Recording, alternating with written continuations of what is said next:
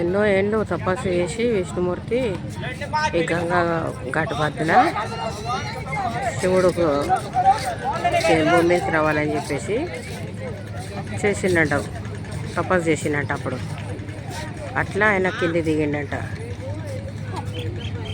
కింది దిగినాక ఇప్పుడు మనలాంటి వాళ్ళకు అందరికీ ఆయననే 9 రోజుల నిద్రలు చేయడము, లేవ 11 రోజులు చేయడము, కొందరు 21 చేయడము లాంటివి పెట్టుకుంటున్నారు అనమాట. ఇంత బేజారు వచ్చిన వాళ్ళైనా ఇక్కడ వచ్చినాక ప్రశాంతంగా వస్తుంది మైండ్గా.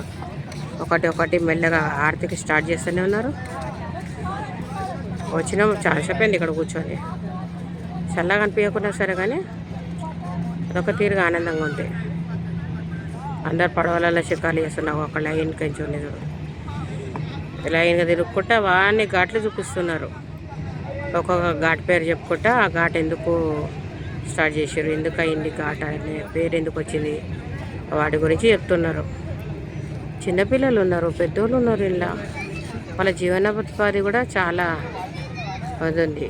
ఏమంటారు, నెలల గంగమ్మ వాళ్ళనే ఆట, వాళ్ళ పాట అంతా అన్నీ ఇక్కడే.